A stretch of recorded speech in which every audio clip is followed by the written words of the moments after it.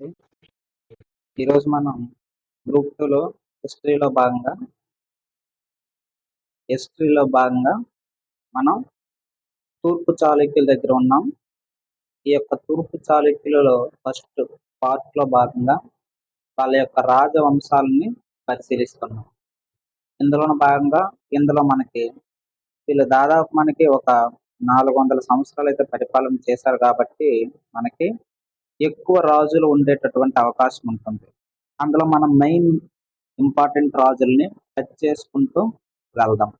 ఎందుకంటే at a time మనం 4 subjects మనం ఎగ్జామ్‌లో రాయాల్సి ఉంటుంది కాబట్టి, మనం ఎంత కాంప్రహెన్సివ్‌గా చదువుకొనెళ్తే అంత బెటర్ అనమాట. ఆ కోణంలో మనకిక్కడ తరువాత వచ్చేటటువంటి రాజు మనకి రెండో విజయాదిత్యుడు వస్తాడు. మనం గత క్లాస్‌లో నాలుగో విష్ణువర్ధనుడి వరకు చెప్పుకున్నాం. ఆ నాలుగో విష్ణువర్ధనుడి తర్వాత మనకి రెండో విజయాదిత్యుడు అధికారంలోకి వస్తాడు. మన యొక్క రెండో విజయాదిత్యుడు అనేటటువంటి వాడు మనకి శైవ మతాభిమాని. అలాగే మన రెండో విజయాదిత్యుడికి తమ్ముడు కూడా ఉంటాడు, భీమసార్క. ఈ యొక్క భీమసార్క లేదా సర్కి వీళ్ళేం చేస్తారంటే మనకి వీళ్ళకి సమకాలీనులు మనకెవరు? రాష్ట్రకూటులు. అలాగే తరువాత ఆఖరి కాలంలో 900, 1000 ఆ సంవత్సరంలో మనకి చోళ చోళతో వీళ్ళు కలిసిపోతారనమాట. వివాహ సంబంధాలు ఏర్పరుచుకొని కలిసిపోతారు. వాళ్ళుంటారు. ఇలా వీళ్ళకి సమకాలీనులుగా మనం చెప్పుకోవచ్చు. అయితే ఇక్కడ పశ్చిమ గాంగులుంటారు. వీళ్ళ సహాయంతో మనకి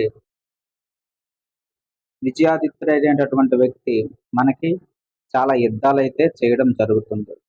అయితే ఇక్కడ మనం గుర్తుంచుకోవాల్సింది ఏంటంటే, మనకి ఈయన 108 యుద్ధాలైతే గెలుపొందాడు.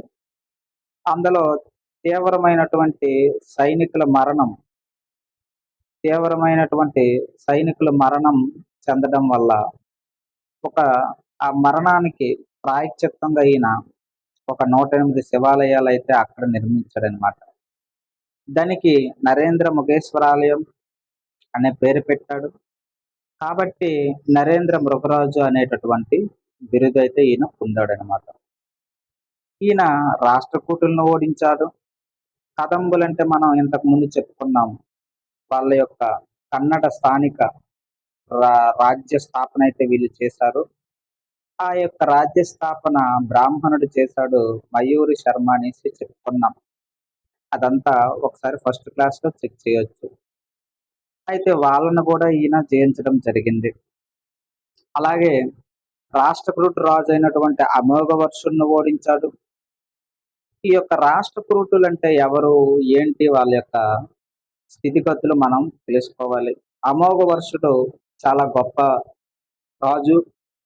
మనకి రాష్ట్రకూటుల్లో కల్లా మనకి అమోఘవర్షునుడు చాలా ఇంపార్టెంట్. ఆ రాష్ట్రకూటులు అమోఘవర్షుడు అనేటటువంటి వ్యక్తి సాహిత్యంలోను, అలాగే జైన మతానికి ఎనలేని కృషి చేశాడు ఈ యొక్క అమోఘవర్షునుడు. అలాగే ఈయన కవిరాజ మార్గ, నృపతుంగ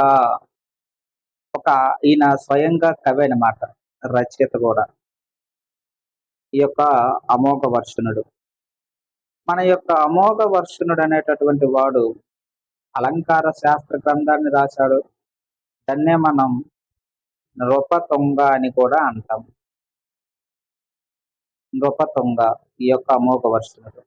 అంత సాహిత్యం కలవాడిని, సామ్రాజ్య పరిపాలన దక్షత కలవాడిని మన రెండో విజయాదిత్యుడైతే ఓడించాడు. అలాగే ఈ యొక్క రాష్ట్రకూటులు మనకు తూర్పు చాళుక్యులకు సమకాలీనులు అనమాట. వీళ్ళు మొత్తం వస్తూనే ఉంటారు. కాబట్టి వాళ్ళ గురించి కూడా మనం తెలుసుకుంటే బెటర్. ఆ యొక్క రాష్ట్రకూటుల్లో మనకి అవుట్‌లైన్‌లో చెప్పుకుంటే దంతిదుర్గుడు మొదటగా వస్తాడు. ఈ యొక్క దంతిదుర్గుడు మనకి వంశస్థాపన చేస్తాడు. తర్వాత ధారావర్షుడొస్తాడు. ధృవధారావర్షుడొస్తాడు. ఈ యొక్క ధృవధారావర్షుడు మనకి ఉత్తర భారతదేశంలో దండయాత్రలు ఎక్కువ చేసి రాజ్యాన్ని విస్తరిస్తాడు. అలాగే తర్వాత మనకి గోవిందుడు 3 మూడో గోవిందుడు వస్తాడు. ఈ యొక్క మూడో గోవిందుడు మనకి సామ్రాజ్యాన్ని మరింత విస్తరణ చేస్తాడనమాట రాష్ట్ర కూటుల్లో. అలాగే ఆ తర్వాత మనకి అమోఘవర్షణుడు వస్తాడు. ఆ యొక్క అమోఘవర్షణుడే ఈయననమాట.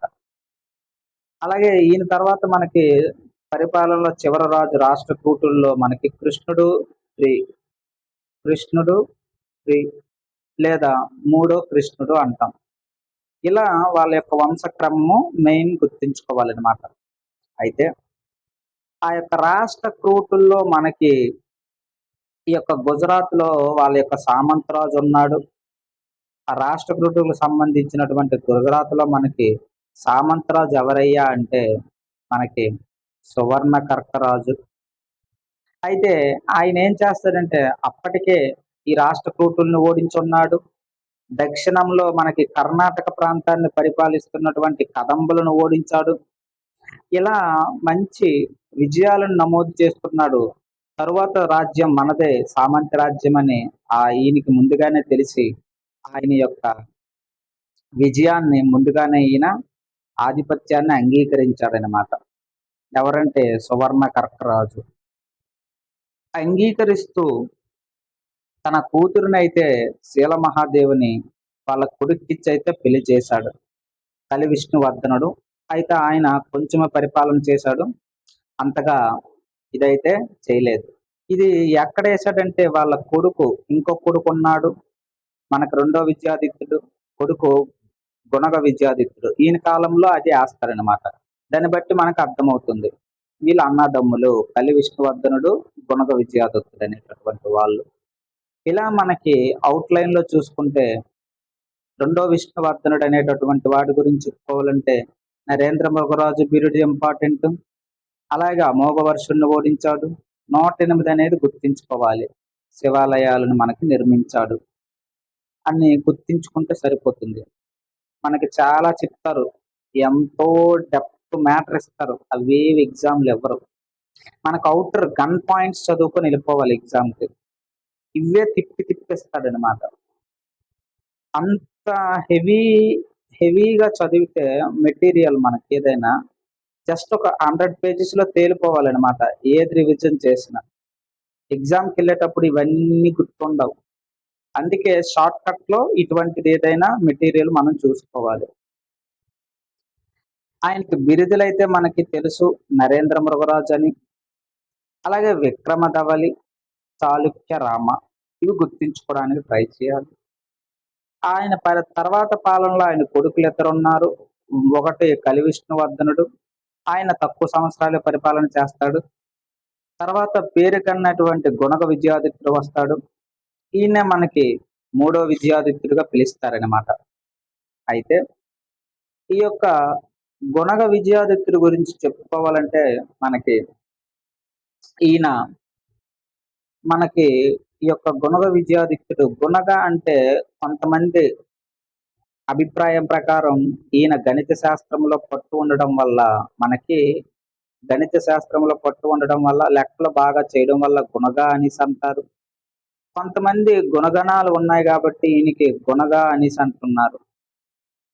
అలాగే ఈయన గుణగ విద్యాదిత్యుడి గురించి చెప్పుకుంటే మనకి తూర్పు చాళుక్యులో కల్లా ఈయన చాలా మనకి ప్రసిద్ధి చెందినటువంటి రాజు, గొప్పవాడిగా మనం చెప్పుకోవచ్చు. దాదాపు ఒక 43 సంవత్సరాలు పరిపాలన చేశాడు. ఈయన ఏం చేశాడంటే అంతవరకు ఉండేటటువంటి ఈ సామ్రాజ్యం విస్తరణ ఏదైతే ఉందో ఈ ప్రాంతానికే పరిమితమై ఉండేది. అయితే పెదవేంగి, పిఠాపురము ఈ ప్రాంతం చుట్టే తిరిగేది. వేగి ఈయన మరి కొంచెం ఒక అడుగు ముందుకేసి ఏకంగా ఉత్తర భారతదేశం కూడా వెళ్ళాడు. ఈ ఉత్తర భారతదేశం కూడా వెళ్ళి మనకి ఇక్కడ గంగా నది నుంచి దక్షిణ భారతదేశంలో కావేరీ నది దాకా, అంటే ఇక్కడ దాకా ఈయన ఆక్రమణ అనేటటువంటిది జరిగింది అని మనం గుర్తించుకోవాలి. ఎందుకంటే ఇంతగా ఈయన మనకి ఆక్రమించడానికి కారణం ఏంటి? ఇది మన భారతదేశం అనుకుంటే ఇక్కడ నుంచి ఇక్కడ వరకు ఈయన ఆక్రమణ జరిగింది. విస్తరణ జరిగింది. అంతగా చేశాడంటే ఆయన కింద ఉండేటటువంటిది సైన్యములు, సిద్ధ సైన్యములనేటటువంటివి చాలా బలమైనవని మనకి తెలియాలి. ఒక్కడే ఇన్ని చేయలేడు కదా! కాబట్టి అందులో ఇది మనం గమనించాలనమాట. అయితే ఆయన సింహాసనం ఎక్కే రోజుల్లో మనకి బోయకట్టులు ఉండేవారు. వాళ్ళు పురాతనం నుంచి మనకి ఉన్నారు. ఎందుకంటే వాళ్ళు దోపిడీ దొంగలుగా వాళ్ళు పేరైతే పొందారనమాట. చరిత్రకారుల ప్రకారం మనకైతే అలాగ మనకు తెలుస్తుంది. వాళ్ళని ఓడించడం జరిగింది.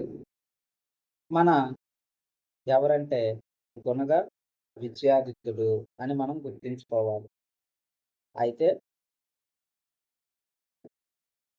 ఈ యొక్క గుణగ విజయాదిత్యుడే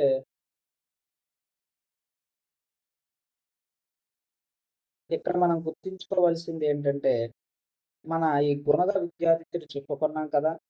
ఇంతటి విజయాలకి ఎవరు కారణమయ్యా అంటే, మనకి సేనాపతులున్నారు. వాళ్ళ యొక్క తెలివితేటలే బ్రాహ్మణులు వాళ్ళు. అందులో ముఖ్యంగా మనకి పాండురంగడు. ఈ యొక్క పాండురంగడు గురించి మనం తెలుసుకోవాలి. ఇక్కడ వినయుడి శర్మ ఉన్నాడు, కడియరాజు, విజయాదిత్యుడు ఈళ్ళందరూ ఉన్నారు. కానీ ముఖ్యంగా ఆయన రాజ్య విస్తరణ చేయడంలో మనకి గంగా నుంచి కావేరి వరకి ఎవరంటే ఎక్కువగా సహాయపడ్డారంటే మనకి పాండురంగడని చెప్పుకోవచ్చు. ఎందుకంటే మన యొక్క బోయ రాజ్యాలను స్వాధీనపరుచుకోవాలంటే గుణగ విజయాదిత్యుడు తన పాండురంగడ సేననైతే పంపించాడు. అందులోను భాగంగానే ఒక 12 మండలాలనైతే ఈయన ఆక్రమించడం జరిగింది. వాటిని చూసుకుంటే మనకి ముఖ్యంగా ఎక్కడి నుంచి ఎక్కడి వరకంటే ఇక్కడ నెల్లూరు ఈ ప్రాంతం నుంచి మనకి దాదాపు కందుకూరు అంటే ఇక్కడ బెజవాడ ఈ ప్రాంతం వరకి గూడా ఈ మొత్తం ప్రాంతాన్ని మనవడు ఆక్రమించడం అయితే జరిగిందనమాట. తరువాత కాలంలో ఏమైనా మనకి దాడులు రావడానికి అవకాశం ఉందని ఆలోచించి ఈయన ఒక దుర్గమునైతే నిర్మించాడు. అదే బెజవాడ పైన. అంత బలిష్టమైనటువంటి దుర్గాన్ని తీర్చిదిద్ది రాబోయే తరంలో మనకి ఎటువంటి ఆపదొచ్చినా సిద్ధ సైన్యంతో మనకి ఈయన రెడీగా ఇక్కడ ఉంటాడనమాట. ఇదంతా మనకి ఏదైనా ఎవిడెన్స్‌లున్నాయంటే ఉన్నాయి. ఆధారాలేంటంటే ఆయన వేసినటువంటి అద్దంకి శాసనం. అద్దంకిలో ఆయన వేశాడు. ఇదే మనకి మొట్టమొదటి పద్య శాసనంగా చెప్పుకోవచ్చు. ఈ యొక్క బెజవాడే మనకి ఈ యొక్క బెజవాడ ఉంది కదా! ఈ యొక్క బెజవాడే మనకి విజయవాడ, విజయవాడగా పేరైతే మార్చారు అని చరిత్రకారుల యొక్క అభిప్రాయం. తరువాత కాలంలో మనకి బెజవాడ కాస్త విజయవాడ అయింది. ఎందుకయ్యా అంటే ఈయన పేరు మనకి విజయాధ్యుడు. ఈయన పేరు మనకి విజయాదిత్యుడు. తర్వాతది విజయవాడగా మార్చారు ఈయన కాలంలో అని మనకి చరిత్రకారుల అభిప్రాయం. అయితే ఈ యొక్క పాండురంగడు మనకు తెలుసు నెల్లూరులోను మొత్తం అక్కడి నుంచి మొదలుపెట్టాడు. ఈ యొక్క ప్రాంతాన్నంతా హ్మ్.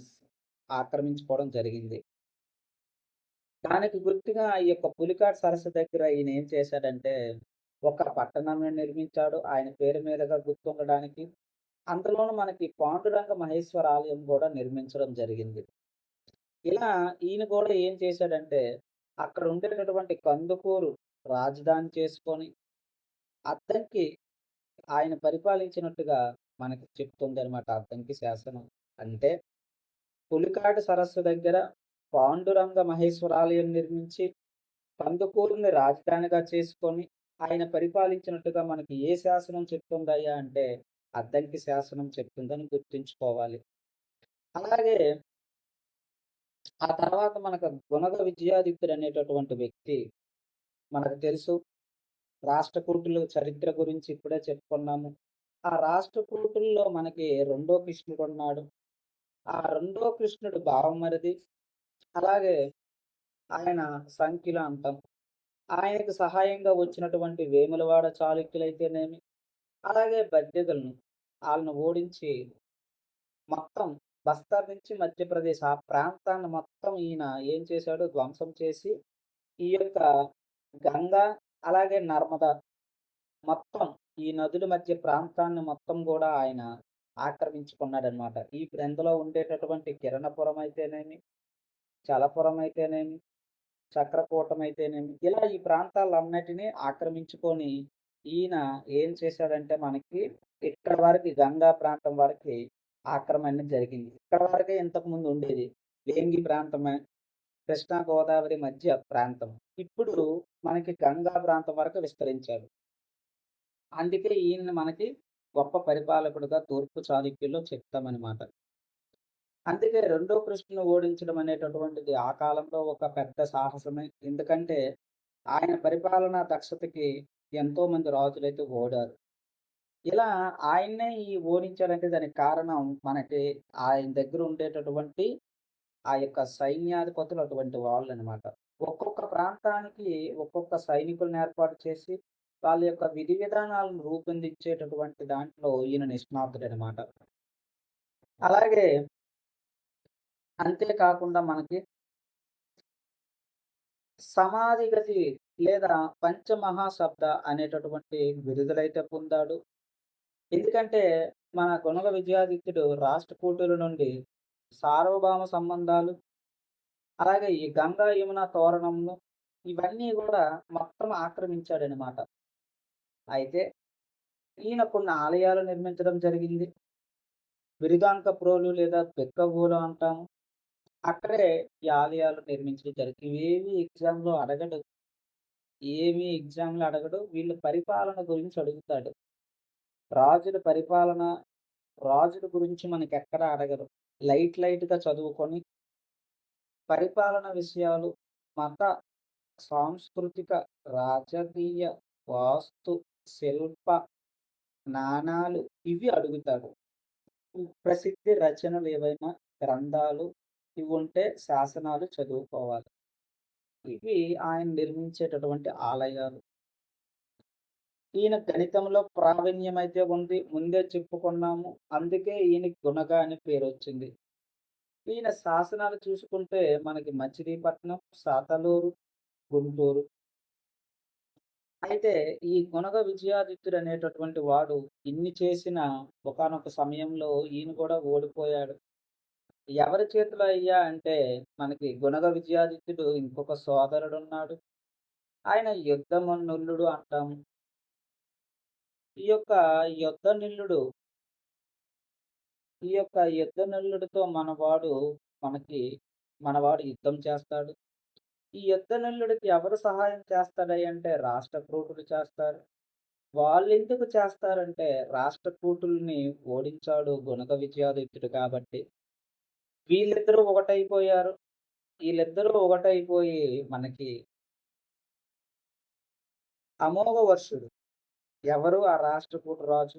మనకి అమోఘవర్షుడు. ఇందాక చెప్పుకున్నాం కదా! ఈ యొక్క అమోఘవర్షుడు సహాయంతో ఈ యుద్ధమల్లుడు యుద్ధమైతే గెలుస్తాడు.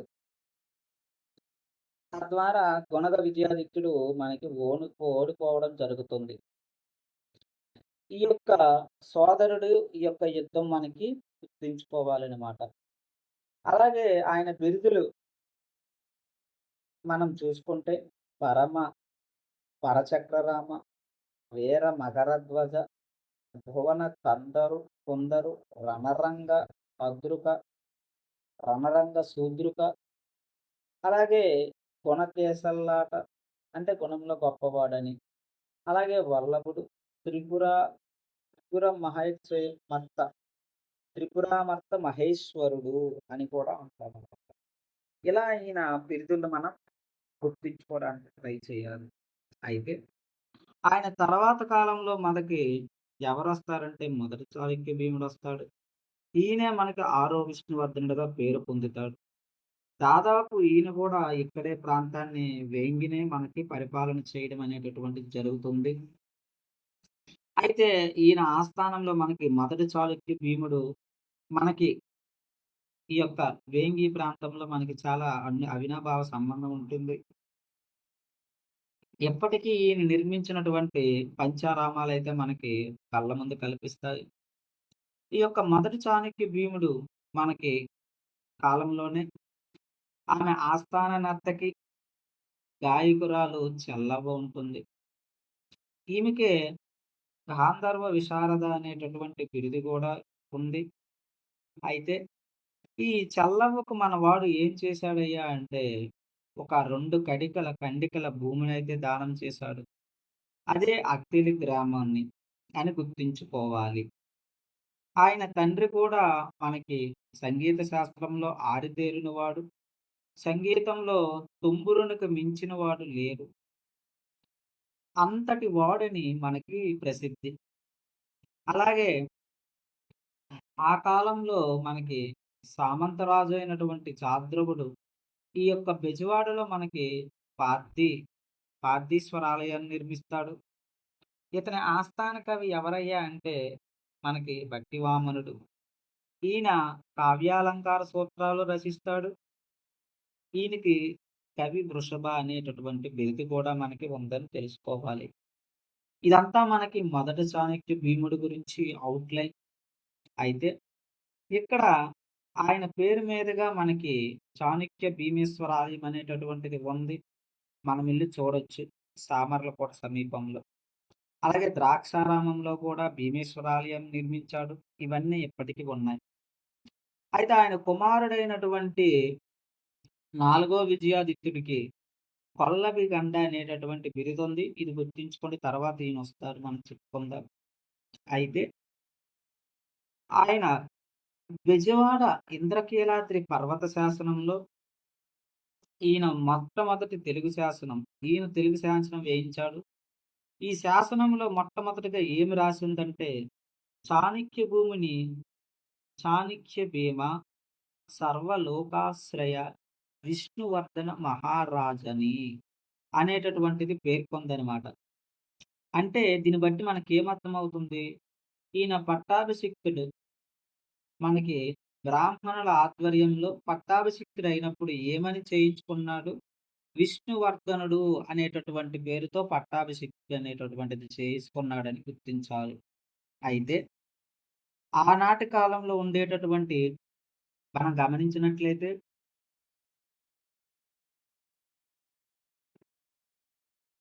ఈ యొక్క శాతవాహనుల కాలం నుంచి మనకి బౌద్ధం విశేషమైనటువంటి సేవ అయితే అందించింది మనకి. విద్యాలయాల్లో అయితేనేమి విశేషమైనటువంటి సేవ. అయితే అంతవరకు ఈ ప్రాంతంలో బౌద్ధంగా విరసిల్లిందని మనకు తెలుసు. వీళ్ళు ఆ క్షేత్రాలన్నిటిని కూడా శైవ క్షేత్రాలుగా మార్చివేశారు. అందులోను భాగంగా మనం ఇక్కడ గమనించవచ్చు. ద్రాక్షారామము, సోమారామము, సోమారామము, శ్రీరారామము, అమరారామము. ఒక 2 తూర్పు గోదావరి జిల్లాలో, ఒక 2 పశ్చిమ గోదావరి జిల్లాలో, ఒకటి గుంటూరు జిల్లాలో. ఇవన్నీ బౌద్ధ క్షేత్రములు. ఇటువంటి బౌద్ధ క్షేత్రములని శైవ క్షేత్రములుగా మార్చారు. తూర్పు చాళుక్యుల కాలంలో ముఖ్యంగా మనకి చాణక్య భీముడు. మొదట చాణక్య భీముడు కాలంలో. జస్ట్ ఇలా ఔట్‌లైన్స్ చదువుకుంటే మనకు సరిపోతుంది. ప్యాటర్న్ సెక్టన్స్ మనం ఆల్రెడీ ఎక్స్‌ప్లెయిన్ చేశాం. ఎకానమీకి సంబంధించి ఎటువంటి ప్రశ్నలు అడిగాడో ఎక్స్‌ప్లెయిన్ చేసుకున్నాం. అలానే ప్రతి ఒక్క చాప్టర్ ఎక్స్‌ప్లెయిన్ చేసుకుందాం. సేమ్ మనకు బయటికి వెళ్ళిపోవడం ఏమీ జరగదు. కాబట్టి మనకి టెన్షన్ తగ్గించుకొని నార్మల్‌గా చదువుకొని అలా వెళ్ళిపోవడమే. ఈ రాజుల గురించి అంతగా మనకి ఇంపార్టెంట్ కాదు. పరిపాలన, సామాజిక సంస్కృతి మనకి ఇంపార్టెంట్ అన్నమాట. ఆ తర్వాత ఆయనకి చెప్పాం కదా! కొల్లభి గండ అని. ఇతడే మనకి నాలుగో విజయాదిత్యుడని గూడా చెప్తాము. ఆ నాలుగో విజయాదిత్యుడి కొల్లభి గండ ఆయన యొక్క కుమారుడే మనకి మొదట అమ్మరాజు. ఈయనేం చేశాడయ్యా అంటే మనకు తెలుసు అదే ప్రాంతము. ఈ యొక్క ప్రాంతం అనేటటువంటిది మనకి రాజమహేంద్రవరం అనేటటువంటి పట్టణాన్ని నిర్మించాడు ఈయన మన మొదటి అమ్మరాజు. వేంగిపట్టణం నుంచి రాజమహేంద్రవరానికైతే ఈయన రాజధానిని మార్చడం జరిగింది. ఎందుకు మార్చడం జరిగిందంటే, అంతకు ముందు కాలంలో మనకు తెలుసు గొనగ విజయాదిత్యుడైతేనేమి, విజయాదిత్యుడు 2 అయితేనేమి, వాళ్ళు కంటిన్యూస్‌గా మనకి గ్యాప్ లేకుండా రాష్ట్రకూటులతోని యుద్ధాలైతే చేయడం జరుగుతుంది. ఇలా చేయడం వల్ల సైనికుల మీదే మనకి ఎక్కువగా ఖర్చు చేయడం జరుగుతుంది. ఆర్థికంగా మనం నష్టపోతున్నామని గ్రహించి, రాజధానిని వేంగి నుంచి రాజమండ్రికి షిఫ్ట్ చేయడం అనేటటువంటిది జరిగింది. ఇది యుద్ధతంత్రంలో ఇది ఒక భాగంగా మనం చెప్పుకోవచ్చు. ఎందుకంటే, ఒక రాజ్యం అనేటటువంటిది మనకి జలదుర్గము, అలాగే గిరిదుర్గము, అలాగే స్థలదుర్గము, అలాగే వనదుర్గము. ఇటువంటి దుర్గాలనేటటువంటివి మనకి రాజ్యానికి ఉండాలి. ఇటువంటి దుర్గములు ఎక్కడైతే మనకి ఉంటాయో, ఆ రాజ్యం సుభిక్షంగా ఉంటుంది. ఇది మనకి దుర్గములతో ఏమీ లేదు. ఈ యొక్క ప్రాంతము ఎవరైనా రావచ్చు. మనకి ఎప్పుడైనా యుద్ధాలనేటటువంటివి సంభవించొచ్చు. ఎందుకంటే రాజ్యం అనేటటువంటిది సరిహద్దులతో అన్ని రాష్ట్రాలతో పంచుకుంటుందిక్కడ. కాబట్టి కంటిన్యూయస్‌గా మనకి యుద్ధాలు జరుగుతూనే ఉంటున్నాయి కాబట్టి, ఈయన కొంచెం రాజధాని అనేటటువంటిది శత్రువులకి దూరంగా ఉంచేటటువంటి ప్రయత్నం చేశాడనమాట. ఇదంతా ఎలా చేశాడంటే, ఆయన మనకి మలయంపూడి శాసనం వేశాడు. ఆ శాసనంలోనే మనకు అర్థమవుతుందనమాట. రాజమండ్రిని ఆయన మనకి మార్చాడు. ఆ యొక్క పట్టణమును నిర్మించాడు గాబట్టే, మనకి మొదట అమ్మరాజుకి రాజమహేంద్ర అనేటటువంటి బిరుదైతే కలదు. ఆ తరువాత కాలంలో మనకి గుంటూరు రాజధానిగా మనకి రెండవ యుద్ధమల్లుడొస్తాడు. ఈయన కార్తికేయ అనేటటువంటి లేదా కుమారస్వామి అనేటటువంటి దేవాలయాన్నయితే నియమిస్తాడు. అయితే ఇందులో ముఖ్యంగా,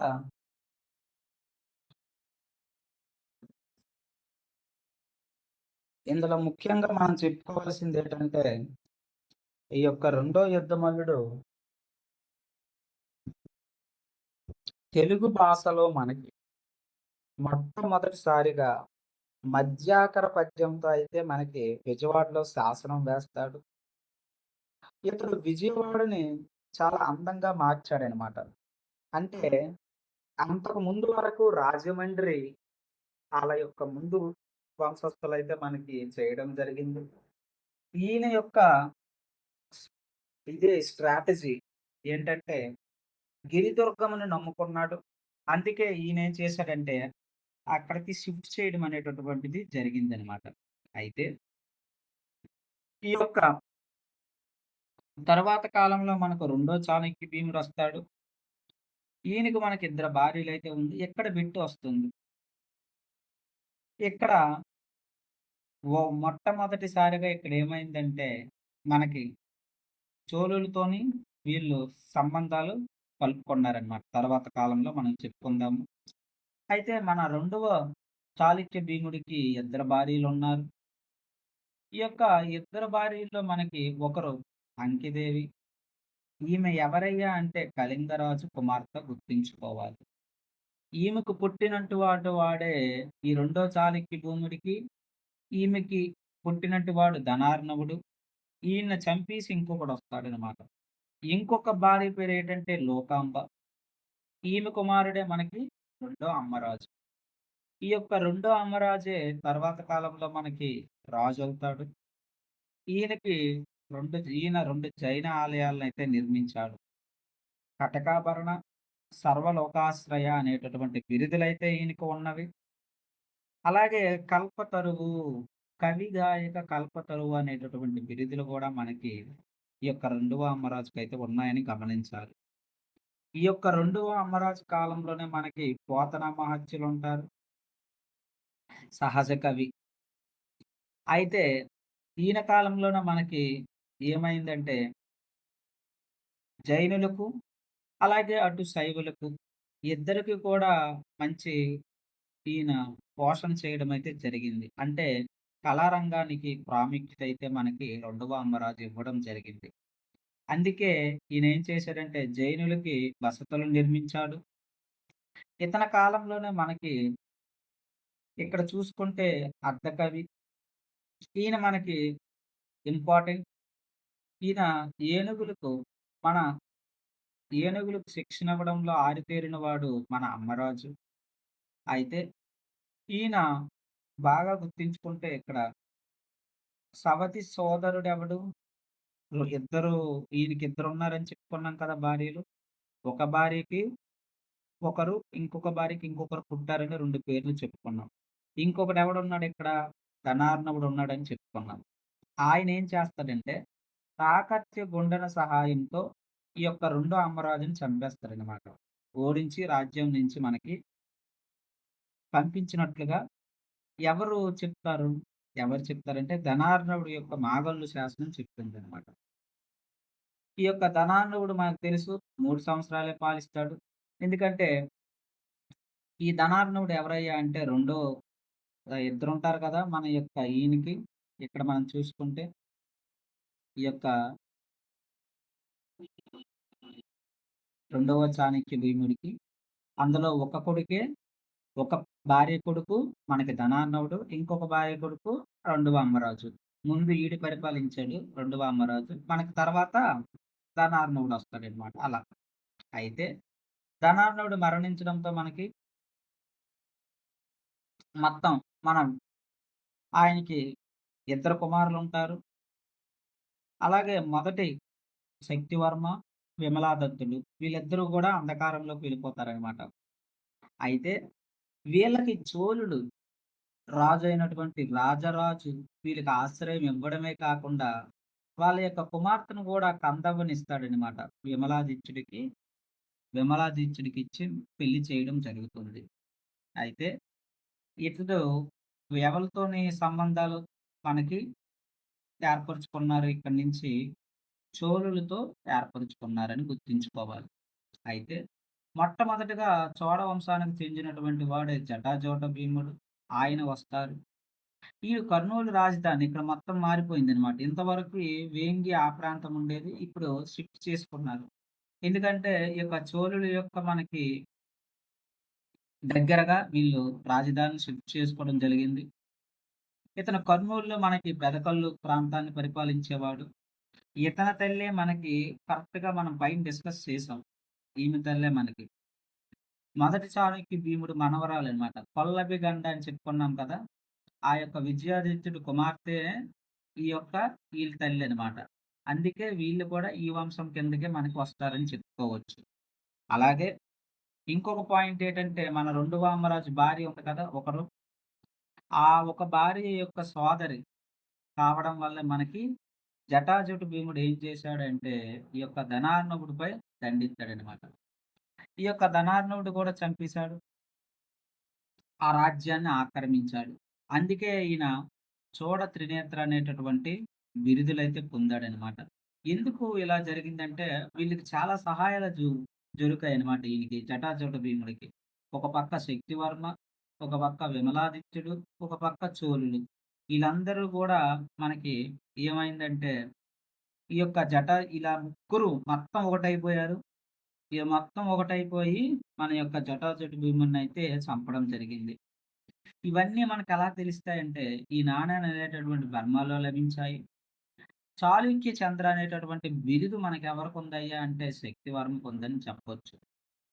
ఇక్కడ మనం చెప్పుకోవడానికి ఏమీ లేదు. జస్ట్ అలా ఔట్‌లైన్స్ చదువుకుంటూ ఎళ్ళిపోవడమే. డెప్త్ ఇక్కడేమి మనకు అవసరం లేదు. ఎందుకంటే, ప్రీవియస్ బిట్స్ మనం గమనించినట్లయితే, ఇదంతా అవసరం లేదనమాట. గత 5-6 పేపర్‌లు మనం గమనించినట్లయితే, మనకి ఏమి ఇవ్వట్లేదు అందులో నుంచి. అంతా మారిపోయింది ప్రశ్నల సరళి. కాబట్టి వీట్లి మీద మనం ఫోకస్ తగ్గించాలనమాట. తరువాత మనకి ఇక్కడ గూడా విమలాదిత్యుడు చెప్పుకున్నాం కదా! అక్కడ, ఇక్కడ స్టార్టింగ్‌లో మనకి విమలాదిత్యుడొచ్చాడు కదా! ఈ ప్రాంతంలో మనకి విమలాదిత్యుడొచ్చాడు కదా! ఇదిగో వీడు.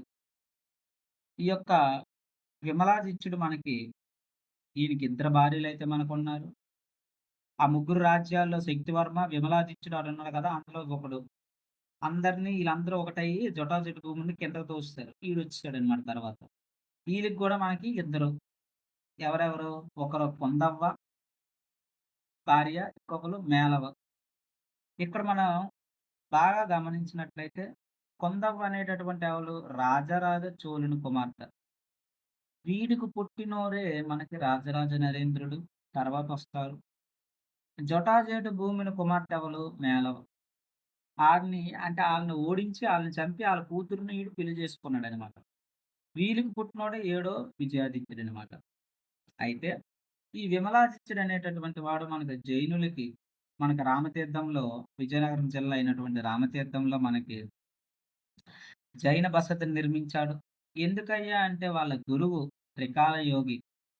ఆయన ప్రేరణ పొంది, ఆయన యొక్క మాటలకు ప్రేరణ పొంది జైన మతానికి ఎనలేని సేవ చేశాడు. అక్కడ ఒక కొండనే తొలచి మనకి జైన ఆలయాలనైతే నిర్మించడం జరిగింది.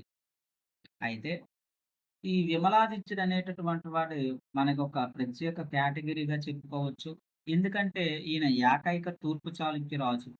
జైన మతాన్ని స్వీకరించినటువంటి ఏకైక తూర్పు చాళుక్య రాజు ఎవరయ్యా అంటే మనకి విమలాదిత్యుడని చెప్పుకోవచ్చు. ఈయనకే మనకి రాజమార్తాండ, ముమ్మిడి భీమ, సర్వలోకాశ్రయ అనేటటువంటి బిరుదులైతే కలవు. ఇప్పుడు నెక్స్ట్ వచ్చేటువంటి దాని మీద మనకి బిట్టు పడుతుంది. అది ఇంపార్టెంట్. అదే మనకి రాజరాజ నరేంద్రుడు. ఈయన ఎవరంటే చెప్పుకున్నాము. రాజరాజ చోళుని కుమారుడైనటువంటి రాజేంద్ర చోళుడు. ఆ రాజేంద్ర చోళుడి యొక్క కుమార్తె అమ్మంగదేవి.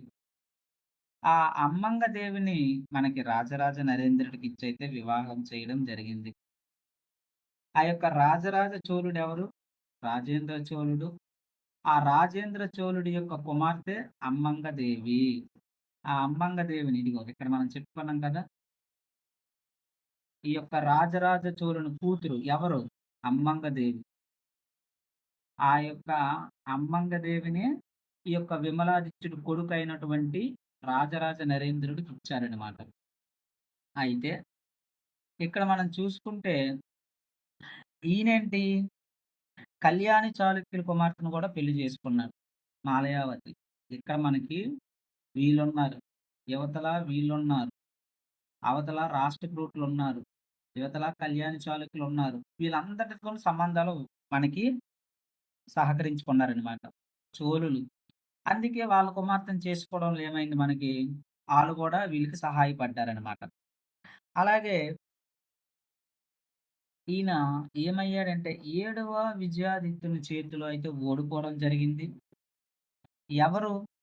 పశ్చిమ చాళుక్య రాజైనటువంటి జయసింహుని సహాయంతో మనకి వచ్చినటువంటి ఏడో విజయాదిత్యుడి చేతిలో మనకి రాజరాజ నరేంద్రుడు ఓడడం జరిగింది. దీంతో ఈయనేం చేశాడంటే, ఆల్రెడీ ఇంతకుముందు ఈ రాజమహేంద్రవరం ఉంది. అక్కడికి షిఫ్ట్ అయ్యాడనమాట. వాళ్ళ ముందు రాజులు నిర్మించారు కదా! అక్కడికి షిఫ్ట్ అయ్యాడు. అయితే ఎలాగైనా తాను కోల్పోయినటువంటి రాజ్యాన్ని సంపాదించాలని, ఆ యొక్క రాజేంద్ర చోళుడు వచ్చేటటువంటి ఏడో విజయాదిత్యుని ఓడించి, ఆయన కలిడిండి ప్రదేశంలో ఈ యుద్ధంలో మరణించాడనేటటువంటిది ఆయన మనం చెప్పుకోవచ్చు. అయితే దానికి బదులుగా ఈయనేం చేశాడంటే, గుర్తుగా 3 శివాలయాలనైతే రాజరాజ నరేంద్రుడు నిర్మించాడు. ఎలాగోలా తర్వాత కాలంలో మొత్తానికి ఈయన ఆధిక్యమైతే ప్రదర్శించాడనమాట. అయితే ఈయన కాలంలోనే మనకి ఈ యొక్క రాజమండ్రి ప్రసిద్ధి చెందింది. ఈయన విష్ణు దేవాలయాలు నిర్మించడం, ఇవన్నీ మనకెలా తెలుస్తుందంటే, ఆయన వేసేటటువంటి శాసనం బట్టి మనం చెప్పుకోవచ్చు.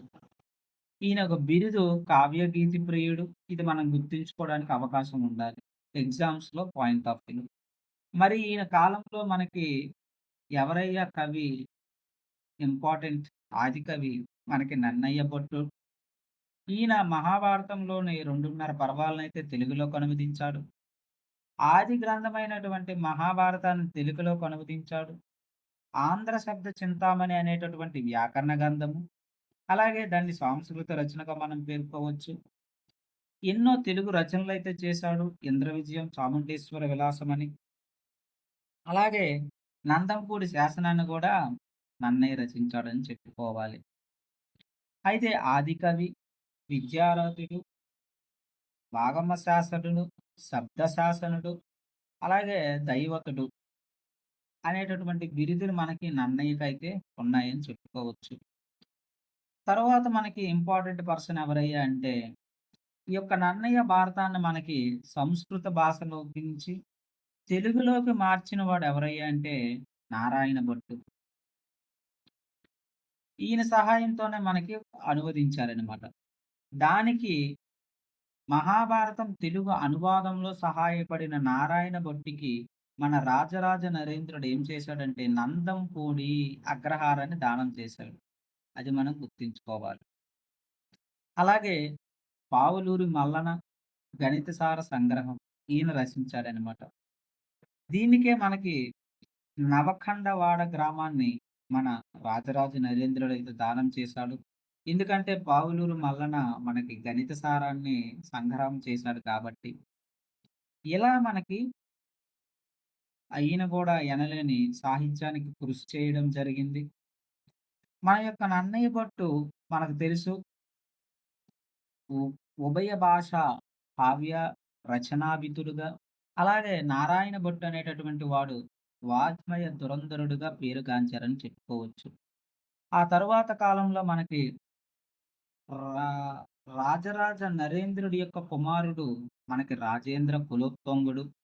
వాళ్ళ యొక్క రాజరాజ నరేంద్రుడు భార్య మనకి అమ్మాంగ. ఆళ్ళిద్దరికి జన్మించిన వాడు మనకి యొక్క రాజేంద్ర కులోత్తాంగుడు. ఈ యొక్క కులోత్తాంగుడు అనేటటువంటి చోళుడు, కులోత్తాంగ చోళుడు ఎందుకంటే ఆళ్ళు ఈళ్ళు కలిసి ఉన్నారు కదా! సంబంధాలు ఏర్పరుచుకున్నాడు తల్లి, తండ్రి నుంచి చూసుకుంటే. అందుకే కులోత్తాంగ చోళ అనేటటువంటి బిరుదుతో ఈయనొచ్చాడనమాట. దీంతో మనకేమైంది? చోళ, చాళుక్య ఇద్దరు గూడా కలిసిపోయారనమాట. కలిసి పరిపాలన చేయడం మనకు మొదలుపెట్టారు. అయితే ఈ రాజేంద్ర కులోత్తుంగుడనేటువంటి మనకి తన కుమార్తె మధురాంతకను మనకి ఇచ్చి వివాహం చేసిన చోళ రాజు ఎవడయ్యా అంటే వీర రాజేంద్రుడు. ఈయన విదేశీ వాణిజ్యానికి ప్రాముఖ్యత ఇచ్చాడు. ఎవరు? ఈ యొక్క రాజేంద్ర కులోత్తాంగుడు అని గుర్తుంచుకోవాలి. ముఖ్యంగా 72 వర్తకులు. ఈ యొక్క వర్తకులకి మనకి శ్రేణి అని ఉంటుంది. వీళ్ళు ఒక శ్రేణిగా ఏర్పడతారు. ఈ యొక్క సంఘంగా మనం చెప్పుకోవచ్చు. వీళ్ళందరినీ చైనాకు రాయబాబుని పంపడం జరిగింది. అలాగే గొప్ప కళింగ ఇక్కడ మనకు తెలుసు. ఈ యొక్క కళింగ అనేటటువంటి దానికి మనకి వీళ్ళకి నౌకాయాన బలం అనేటటువంటిది ఉంటుంది. ఎందుకంటే వీళ్ళు ఎక్కువగా తీర ప్రాంతం అనేటటువంటిది దానితో విదేశీ వర్తక వాణిజ్య వ్యాపారాలు చేస్తారు. మరియు అక్కడ చాలా మనకి కులాలు, బోయకట్టులు ఇటువంటి జాతులుంటాయి. వాళ్ళక్కడ ఎల్లకాలము గూడా ఎప్పుడూ సముద్ర దొంగలుగా వాళ్ళు మనకి ఇక్కడ ఆ యొక్క విదేశాలకు వెళ్ళేటటువంటి ఆ యొక్క సంపదని దోచుకోవడం జరుగుతుంది. అందుకే వాళ్ళు బలిష్టమైనటువంటి ఈ యొక్క ఏమంటాం నౌకా బలమనైతే ఏర్పరుచుకున్నారనమాట. అయితే అదే బలాన్ని ఆ నౌకా బలాన్ని గూడా ఈయన గూడా డెవలప్‌మెంట్ చేసుకున్నాడు. కళింగను గూడా అటువంటి కళింగను గూడా జయించాడు అని మనకెలాగ తెలుస్తుందంటే, 'కళింగపర్ణి' అనేటటువంటి గ్రంథంలో జయగోండార్ తెలియజేశారనమాట. అక్కడి ప్రాంతంలో ఉండేటటువంటి రచయిత మనకి తెలియజెప్పాడనమాట. అయితే మొత్తానికి పాండ్యులు తర్వాత విజృంభించడం జరిగింది. ఆ తర్వాత చోళ వీళ్ళ ప్రభావం క్షీణించి, తర్వాత వీళ్ళు మనకి కనుమరుగవ్వడం జరిగిందనమాట. అయితే తర్వాత మనకి వెలనాడు చోడులు వస్తారు. వీళ్ళెవరయ్యా అంటే కాకతీయులు వీరి సామంతులనమాట. వీళ్ళ కింద పనిచేస్తారు. తరువాత సెషన్‌లో మనం ఈ యొక్క పరిపాలన చూద్దాం. ఈ యొక్క పరిపాలనా కాలం అనేటటువంటిది ఇంపార్టెంట్. ఇక్కడి నుంచి మనకి బిట్లు 5-10 బిట్ల దాకా పడతాయి. అక్కడ శాతవాహనుల నుంచి పడుతుంది. తర్వాత తూర్పు చాళుక్యుల నుంచి పడుతుంది. ఈ రెండే ఇంపార్టెంట్. ఆ తర్వాత కాకతీయుల నుంచి పడుతుంది. విజయనగర సామ్రాజ్యం నుంచి పడుతుంది. ఈ 4 ఇంపార్టెంట్. ఫస్ట్, సెకండ్ యూనిట్‌లకి. తక్కినవన్నీ అలా పేర్లు చదువుకొని ఎళ్ళిపోస్తే సరిపోతుందనమాట. ఈ యొక్క పరిపాలన కాలాలు చూసుకుంటే సరిపోతుంది. Thank you. ఛానెల్‌నయితే సబ్స్క్రైబ్ చేసుకోండి. ధన్యవాదాలు. ఇక్కడ ఈ యొక్క రాజ్యాల గురించి మనకు అనవసరం అన్నమాట. ఎవరు పరిపాలించారు? ఏంటి? మీరు కూడా గమనించండి. కావాలంటే పేపర్‌లు చూడండి. ఏదో ఒక్క బిట్ గురించి ఇదంతా చదవాల్సిన అవసరం లేదు. మనకి పరిపాలన గురించి చదువుకోవాలి. వాళ్ళ యొక్క సాహిత్యం గురించి చదువుకోవాలి. వాళ్ళ యొక్క వాస్తుశిల్పం గురించి చదువుకోవాలి. ఉదాహరణకి గాంధార శిల్పం ఉంది. దాని గురించి చదువుకోవాలి. అలాగే మధుర ఉంది. దాని గురించి చదువుకోవాలి శిల్పకళ గురించి. అమరావతి శిల్పకళ ఉంది. దాని గురించి చదువుకోవాలి. ఇటువంటి సాహిత్యపరంగా మనం చూడాలి తప్ప, ఈ యొక్క రాజెవడు? వాడి యొక్క ఇదేంటి? క్రోనలాజికల్ ఆర్డర్ ఒక్క బిట్ అడుగుతాడంతే. దాని గురించి ఇవన్నీ గుర్తించుకోలేం. కాబట్టి ఆ విధంగా ప్రిపరేషన్ అనేటటువంటిది స్మార్ట్‌గా మనం చేయాలి. Thank you. ధన్యవాదాలు.